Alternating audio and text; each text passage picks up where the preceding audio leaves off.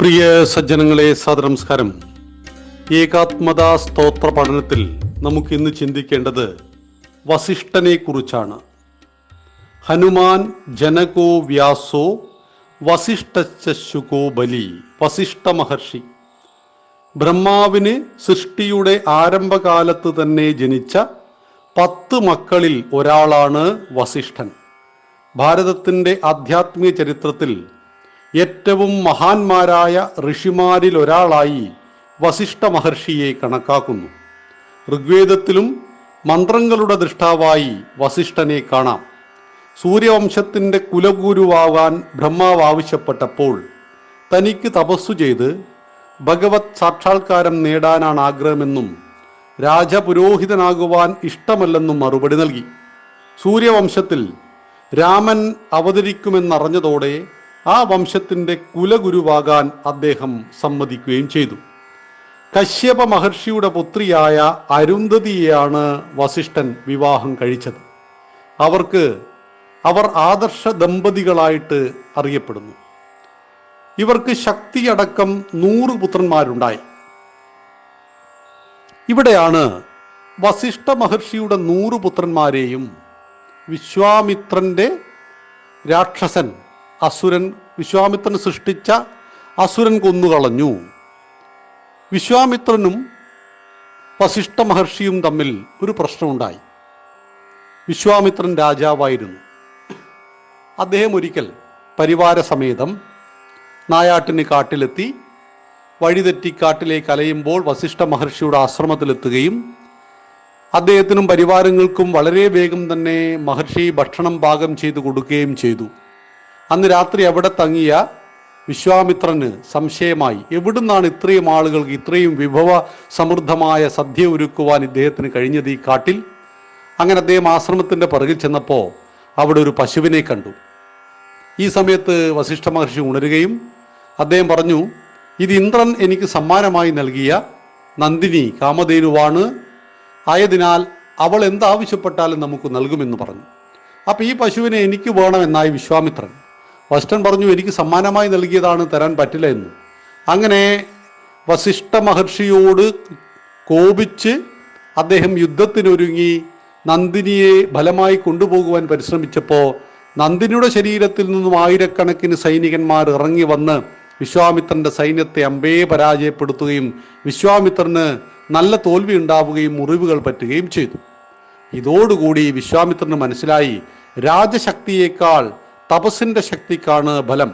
ആ വിശ്വാമിത്രൻ രാജപദവി ഉപേക്ഷിച്ച് കഠിനമായ തപസ് ചെയ്തു. അങ്ങനെ വിശ്വാമിത്ര മഹർഷിയായി തീർന്നു. ആ വിശ്വാമിത്ര മഹർഷി ആയപ്പോഴും വസിഷ്ഠ മഹർഷിയോടുള്ള അദ്ദേഹത്തിൻ്റെ കോപത്തിന് കുറവ് വന്നില്ല. ഈ സമയത്ത് വസിഷ്ഠപുത്രന്റെ ശാപമേറ്റ് രാക്ഷസനായ സൗദാവ് എന്ന രാജാവ് വിശ്വാമിത്രനെ സമീപിച്ചു. വിശ്വാമിത്രൻ രാക്ഷസന് ബലമേകി വസിഷ്ഠന്റെ 100 പുത്രന്മാരെയും കൊന്നൊടുക്കി.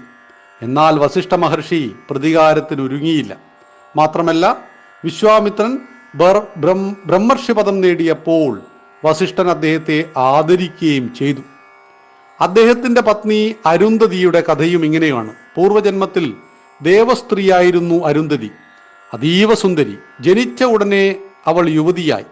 അവളെ പലരും കാമിച്ചതോടെ അവൾ ലജ്ജിച്ച് ആത്മാഹുതി ചെയ്തു. അടുത്ത ജന്മത്തിൽ അരുന്ധതി ശിവനെ തപസ്സു ചെയ്ത് പ്രീതിപ്പെടുത്തി. എല്ലാ പ്രാണികൾക്കും ശൈശവം, ബാല്യം, കൗമാരം എന്നീ 3 അവസ്ഥ ഉണ്ടാകണമെന്നും യൗവനം വരെ കാമം ഉണ്ടാകരുതെന്നും അവൾ വരം ആവശ്യപ്പെട്ടു. താൻ പതിവ്രതയായിരിക്കണമെന്നും വരം ആവശ്യപ്പെട്ടു. ശിവൻ ഈ വരങ്ങൾ നൽകി. ശിവന് ഇലന്തക്കായയാൽ ആദിത്യമരുളിയ സ്ഥാനം, അതാണ് ബദരീ വൃക്ഷം. ബദരീ വനമെന്ന തീർത്ഥസ്ഥാനമായിട്ട് ഇന്ന് നമ്മൾ ആരാധിച്ചു കൊണ്ടിരിക്കുകയാണ്. ഗൃഹസ്ഥാശ്രമി കൂടിയാണ് വസിഷ്ഠ മഹർഷി. നമ്മുടെ സാമാന്യ ലോകത്ത് നമ്മൾ ചിന്തിക്കുന്നത് ഈ സന്യാസിമാർ എന്ന് പറഞ്ഞാൽ മൊത്തം എല്ലാവരെയും ഇങ്ങനെ നമ്മൾ കണക്കാക്കും. സന്യാസി അല്ല ഋഷി, മന്ത്രദൃഷ്ടാക്കളാണ് ഋഷിമാർ. മഹർഷിമാര് കല്യാണം കഴിച്ച് കുടുംബത്തോടൊക്കെ ജീവിക്കുന്നവരാണ്. സന്യാസിമാർ സർവസംഘ പരിത്യാഗികളാണ്. ദേഹബോധം ഉപേക്ഷിച്ച് കുടുംബമൊന്നുമില്ലാത്തവരാണ് സന്യാസിമാർ. ഇത് രണ്ടും നമ്മൾ തിരിച്ചു തന്നെ മനസ്സിലാക്കണം. അപ്പോൾ ആ ഋഷിയായ അദ്ദേഹം കുടുംബസ്ഥൻ കൂടിയായിരുന്നു വസിഷ്ഠ മഹർഷി. അദ്ദേഹത്തിൻ്റെ കുടുംബം, അദ്ദേഹത്തിൻ്റെ ഭാര്യയും മാതൃകാപരമായ ദമ്പതികൾ എന്ന പേരിൽ അവരറിയപ്പെട്ടു എന്ന് മനസ്സിലാക്കുക. ദക്ഷന്റെ യാഗം ശിവഭൂതങ്ങൾ നശിപ്പിച്ചപ്പോൾ വീരഭദ്രന്റെ കയ്യാൽ, ശിവന്റെ അംശ അവതാരത്താൽ വസിഷ്ഠ മഹർഷിയും മരണപ്പെട്ടു. അത് നിമിത്തമാണ്. അതായത് മരണത്തിൻ്റെ സമയമായപ്പോൾ ഭഗവാൻ പരമേശ്വരൻ്റെ കൈകൊണ്ട് തന്നെ മരിക്കണമെന്ന് ആഗ്രഹിക്കുകയും അങ്ങനെ മരണപ്പെടുകയും അതിനുശേഷം അരുന്ധതിയും അദ്ദേഹവും നക്ഷത്രങ്ങളായി തീർന്നു. വസിഷ്ഠൻ സപ്തർഷി മണ്ഡലത്തിലും അരുന്ധതി അതിനടുത്തും കാണപ്പെടുന്നു. നവവിവാഹിതകൾ അരുന്ധതി ദർശനം നടത്തുന്നത് സൗഭാഗ്യമായി കരുതുകയും ചെയ്യുന്നു. അപ്പോൾ വസിഷ്ഠ മഹർഷി, സൂര്യവംശത്തിൻ്റെ കുലഗുരുവായ ആ വസിഷ്ഠ മഹർഷിയെ നമ്മൾ ഇന്ന് പരിചയപ്പെട്ടു. അദ്ദേഹത്തെ നാം പ്രണമിക്കുന്നു. നന്ദി, നമസ്കാരം. വന്ദേ മാതരം.